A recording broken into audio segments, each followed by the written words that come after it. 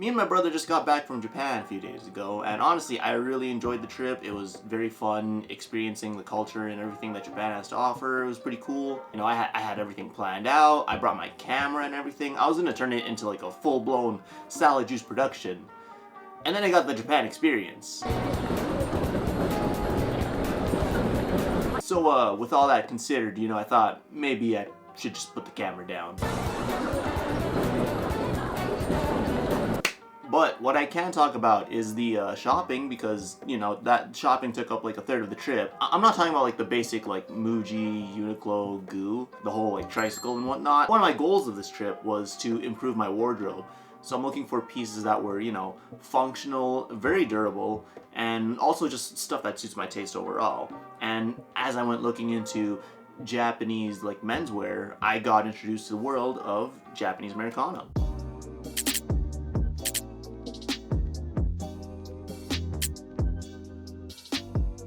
Just a heads up, I'm not a fashion guy. I just buy and wear what I like. You know, like dress for yourself, not for others kind of thing. I just thought these were cool and I just wanted to share it with y'all. That's the whole point of this thing. But without further ado. Alright, so this is everything that I got. I'm just gonna go in order of which I got them chronologically during the trip. Starting off, we got the Spingle SP110 in the Ivory colorway. The reason I got this, everyone's out there with the Onitsuka Tigers. It's cool and all, but when everyone's in on it, it's not as cool. That's why I'm looking at this. At first, I thought these were kind of ugly. Look at that sole, it's kind of weird, but it's kind of cool, and it slowly grew on me over time, you know? I don't know if you can see that. We are in the middle of a heat wave right now. This is the only time I can record this. I don't care that it's 30 degrees, it's hot and humid right now, but we're gonna make it work. It's the kind of ugly where it just grows on you over time and you start to like really like and appreciate it. And I thought these were really cool. I got this in Kyoto in Nishiki Market. They had a Spingle store there, and I figured, you know, if I'm gonna get this down the road anyways, I might as well just get it now, you know. So it's a low profile kangaroo leather. Leather's actually really soft. I'm coming off of like the 2016, 2018 sneaker hype, back when those were a thing. So majority of my wardrobe is sneakers, and I'm lacking more on like the casual, formal, smart, formal side, whatnot. I think this is a great step in the right direction I'm going for. Ew, what kind of stain is it? What the fuck? Moving on, we got the real McCoys M65 jacket alongside the liner. Just get this off of me. This is a really big purchase because this actually took a quarter of the budget I had for this trip. Stay with me, buddy. So I found this at their Osaka location, and honestly, I was surprised at how big it was, you know? Like, the guys there were really nice. They knew what they were talking about. Bro, I just feel so cool wearing this, man. So the M65, it's a military field jacket created in 1965, hence the name. As I was looking into Japanese Americana, one of the subsections of that fashion style is military. Like, the more I spent researching, I became more and more certain that, like, okay, this is something I want to get. Like, you also got like the hidden hood at the back, and I even got the liner for it, which I can throw on the inside. So now I can use this in the winter as well, you know? Like, honestly, I just feel so cool in this, and that's the kind of clothing I want to buy. It makes me feel like a Naughty Dog protagonist, you know? Think like Nathan Drake or like Joel from The Last of Us, the rough and rugged everyday man jacket. But yeah, it's real McCoy, so like craftsmanship, quality is there. They do amazing reproduction, and it's just a really cool piece.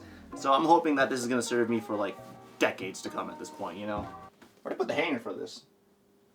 Oh, I'm sitting on it. So for our next piece, we are looking at the real McCoy's OG 107 cotton sateen army trousers, or army fatigues basically. This is kind of a wild card pick for me. I had this on my list of like things I wanted to like consider getting while I was in Japan, but I wasn't really sold on it until I actually got to like see it and try it on in person. It's pretty cool. It's a highly versatile piece, like similar to the M65. You can just throw this on with a lot of different kinds of fits and it just works, sort of. It's meant more for functionality. So you got the deeper pockets here, and it's also a cotton sateen weave, so the durability is also there as well. I'm still trying to get used to wearing pants that are like colored like this, or even straight relaxed fit, because a lot of the pants that I own are currently just like slim tapered black tan chinos and whatnot. But I do want to like be able to branch out and incorporate more kinds of cuts of fits into my wardrobe. I'm not looking for like those balloon pants that are like common in men's fashion. I really hate those. I really don't like that look, honestly. Except for the, you know, those Japanese workwear pants, like those ones. Those are cool. I would get those. Those actually go, like, those are tough. And the heritage behind those, it's proper. But yeah, these are cool pants. Cool beans. All right. Okay, I'm gonna take you off, and I hope you don't tip over. Yeah, that's what I thought. Okay. Well, I mean, you got the thing stoppy. It's okay. We'll live with it. All right. Moving on, we got the Joe McCoy's Blue Seal Chinos. This is the last thing I got from the real McCoys in their Osaka location. Nothing really special to say about this. It's just very high quality built chinos that's going to last. I'm just a big fan of chinos, so I'm just happy to have more of those in my rotation. So it's cool. I like it. I like. Okay, let's put you back on here, buddy. You're not gonna balance out the scales, please. Please. I'm just gonna throw this in now. We're in Tokyo part of the Japan trip. I don't know if I'm ever gonna talk about the Japan trip. I might, but we'll see. Anyways, another real McCoy's haul. We're looking at their basic t-shirts. Just a basic t-shirt. This came in a 2-pack. Let me throw this on real quick. I'm coming from like a Uniqlo Airism shirt. So in terms of like the quality and feel of the material, you definitely notice it. I mean, also just because the Airism shirt's like a cotton poly blend, but this is like 100% natural cotton. So nothing crazy on this, you know. It's a basic t-shirt, but like the quality is there, you know. It's got a tubular knit, so there is no like side seams whatsoever. It's double stitched in all the areas that matter. Originally, I wanted to get the like the Whitesville t-shirts or the Mersby Schwanen, aka like the shirts from the Bear. But you know, Whitesville's t-shirts have been flying off the shelves, and like the Mersby Schwanen one, that's just for a single tee. That's a bit out of my price range, you know. That's a bit harder for me to justify. But I think these are pretty good value shirts, you know. Move you here, and you're going to tip to that side, but please don't. Yikes! Yeah. Okay, that's all right. I'm okay with that. Full count 1108. All right. Japanese Denim is a certified hood classic, alright? Every brand has their own, like, unique thing, you know, like Ironheart, Samurai, Oni. Those guys do, like, they're like the heavyweight kind of guys. And then you got more heritage brands like Fullcount, Studio Dartisan, like the whole, like, Osaka 5. And there's even brands, like, outside of that are still doing cool stuff as well, you know? So, like, consider, like, Momotaro, Pure Blue Japan. There's a whole list of everything. Honestly, just do your own research. Each brand has their own unique thing to offer. For me personally, I wanted to grab a piece of denim that best suits my lifestyle. So I was looking more for comfort and heritage. So Full Count was right up my alley, basically. It's part of the Osaka 5, so there's plenty of heritage behind what they do. And also, they use long staple Zimbabwe cotton. And it's also very comfortable as well. I'm comparing this to like the Ironheart jeans that I got from my dad. A lot more lighter. First, definitely feels a lot less thicker and stiff. I know there's like the whole process with fading your jeans out, like going for those cool honeycomb fades and whatnot. I'm like whatever with that, honestly. I'm just gonna let it fade with normal wear. I don't care if it gets like the phone fade and like the wallet fade. I went down the military rabbit hole. I went down the like Japanese denim rabbit hole. It's whatever.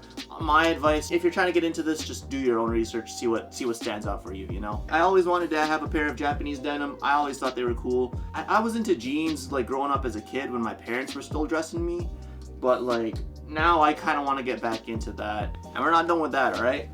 I wanted to go for the whole Canadian tuxedo. So we are looking at the Type 2 denim jacket that's also from Full Count. I got this from their Tokyo location, these two things. I got the Type 2 specifically just because that's my favorite silhouette. Originally, I was gonna get the Type 2 from Studio Dartisan. Like, the differences between this and that are pretty marginal. Also, just because they use Zimbabwe cotton here, so I'm aiming more for comfort as well. But I really like the silhouette of the Type 2, you know? Like, the Type 1 has more of a boxy fit, which isn't really my thing. I do like the back cinch that the Type 1 has. The side cinches here are like cool, but not as cool as the Type 1. I do like these little lines over here, which you can cut to help make the jacket a bit more wider. I'm not gonna do that, but you know, it's cool. And the Type 3, it has like those diagonal like pleats, which I'm not really a big fan of. That's why I ended up settling on the Type 2. I just thought it's a really cool silhouette. It's cool. It's Full Count. It's denim, Japanese denim. Thing Japan. I haven't really had the chance to wear this and the M65 just because like it's summer right now. I'm hoping that these break in wonderfully over time, you know. I think they're really cool pieces. Alright, the last thing we got from Full Count is their own Full Count t-shirts, alright? Let me go ahead and throw this on. This one was honestly a really random pick from me. I think I'm letting the Zimbabwe cotton get into my head. You know, I got these t-shirts before I actually got the real McCoy ones. I think the main charm point of this kind of shirt, it's very slubby. You can tell like I don't know how well it shows on the camera. It's very easy to see like the visual imperfections on this shirt, where there's some parts that are more dense and some parts that are more thinner on the fabric. It makes it look like the shirt's been worn for like a long time, straight out of the packaging. It has that very vintage look, which is pretty cool. It's cool beans. Moving on to my next thing. This is the Dappers Chambray shirt. I think it's the most underrated find of the trip overall. I had a Chambray shirt in mind on the trip, like I plan on getting one eventually. Specifically the Studio D'Artisan version in mind. I really like the details that they have on it. But when I went to their Tokyo location, they didn't have my size. Not too far from Studio D'Artisan there, I came across this place called Tools Infinity. And they had their own stuff of vintage wear, Japanese Americana. I went in there and I found this chambray shirt from Dappers, and it had basically everything that I wanted from the Studio D'Artisan shirt, and they kind of did it a bit better. The quality and craftsmanship on this one is kind of insane, you know? It's got the Studio D'Artisan stuff. It doesn't have the button-down flaps, but it has that second hidden button under the collar, which is cool. Double stitching in all the areas. It even has triple stitching on like the shoulders or like the areas that have like a lot of movement. 5 ounces vintage selvage chambray, which is pretty crazy. These aren't really as functional. They're pretty damn skinny. I can fit 2 fingers in this one. And this one, probably a cigarette pack. Moving on to our next find. All right, this is the Barnes Tochigi leather, specifically the Fireman belt, hence this unique buckle. I was getting into the whole Japanese Americana thing. Like, I had to check out the fabled Hinoya, Japanese denim, or like Americana. They just have a wide variety of like any of those kind of things. You know, originally I was supposed to get my like jacket and denim pants from there. I did more research and figured out, okay, maybe Fullcount's more up my alley. But I did want to get something from them, and that's when I came across this Fireman belt. And I thought this was really cool. Like, it's just like, the buckle itself is already pretty interesting. Let me throw this on. Boom, alright, yeah, so this is pretty cool. I don't know how well y'all can see that.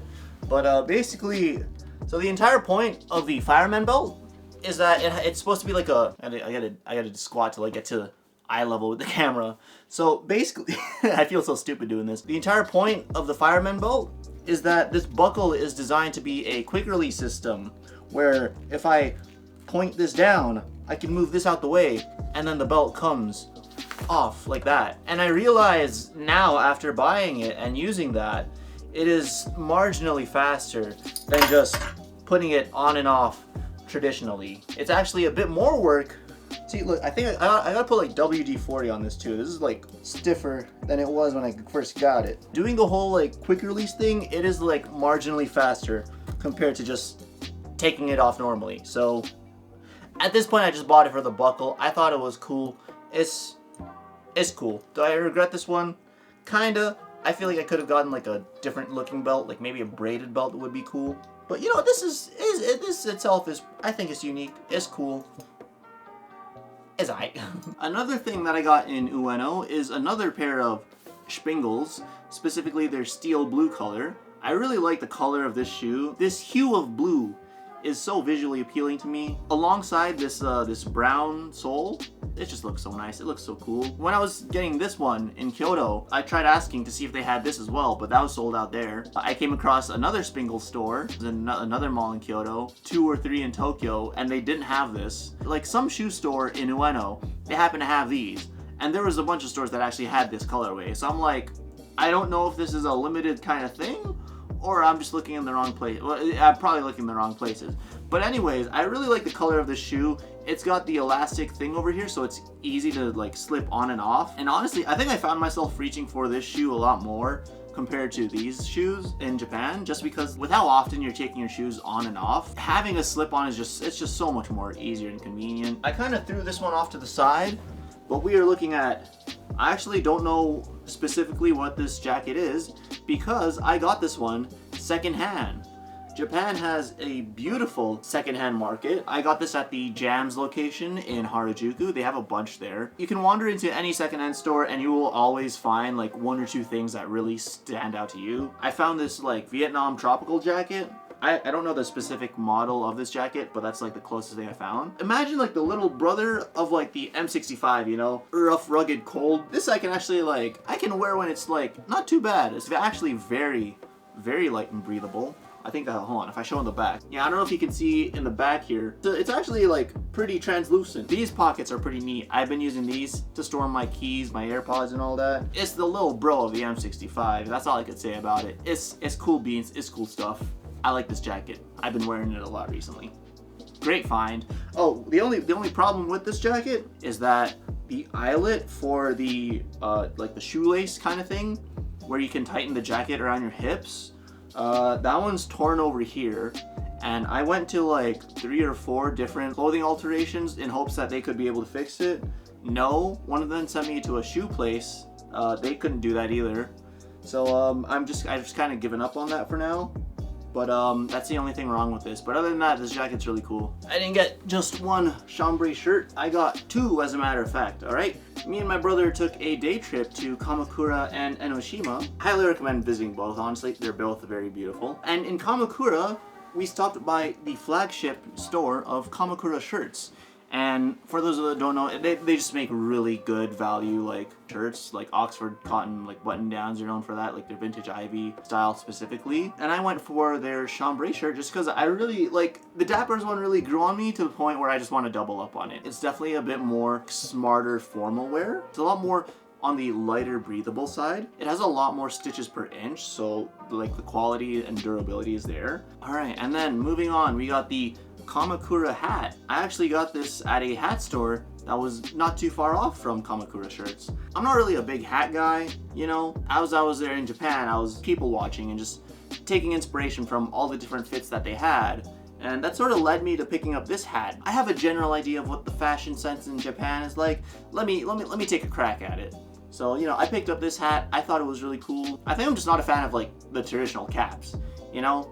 I always like the more avant-garde kind of looking shapes for hats. Back when Tyler the Creator was wearing the Ushanka with the Call Me If You Get Lost, I have that one. I have that hat. I liked wearing that. That was pretty cool. I don't see myself wearing this often, but I still want to see if I can be able to adapt this into my wardrobe. Considering the pieces that I have here, I feel like it shouldn't be too difficult. It's just a matter of like me having the confidence to wear a hat, because I don't wear hats in the first place. This is a pretty wild pick even for me. This is it's a Newsboy cap. That's what this style is. And I got this hat in Enoshima, like on the island actually. They have this denim shop called Shonan Denim Street. It was a lot cheaper compared to this hat, surprisingly. So I figured, like, why not? It's a very interesting looking hat. But I kind of like it, you know. It's giving like the old school Peaky Blinders kind of fit, and I've never got into that, but I think it's cool. It also reminds me of the cap that Marie has from Persona 4 Golden. It's not quite like that, but similar big poofy cap. We're pressing on like comedically large, you know. Plus, when girls wear caps like the berets or stuff like this, it looks cute on them. So why can't I do it? You know, I could probably do it better. Like, honestly, just for hats in general, it's just a matter of me being able to get out of my comfort zone and have the confidence to rock them, you know? I could probably make it work. I just gotta build myself up to that. Honorable mention, Family Mart socks, okay? These were on my feet the whole Japan trip, okay? Before I went to Japan myself, every time one of my friends went, hey, can you grab me a pair of Family Mart socks? And eventually I built my own wardrobe of socks from that. And then I got to Japan and myself, and I packed a whole bunch for myself and for my friends. This is like an S-tier souvenir, probably. It's cheap. The only problem is that when you get it as a souvenir and you're keeping the packaging like this, it takes up a lot more space in my luggage than I thought. So just keep that in mind. But it's cheap. It's comfortable. You know, it's like a plain white sock or a plain black sock. It gets you by. It's great. Look at that. Boom. It pairs. It pairs. These are for my other shoes, but it pairs well. It's socks, you know. We're not doing rocket science here. Family Mart socks. But yeah, that's everything I got from Japan. You know, like this took up like majority of my budget. The rest was on like food and transportation. It's not really like a you should buy this kind of thing. It's more of just like, hey, I bought this. Let me share it with you guys just so you know what's up. Like it's that kind of thing, you know. I thought these were cool. I just want to share it with y'all. I'm not a big fashion guy anyways, but I just thought these were really cool pieces and I just wanted to share it with y'all. So, toodles.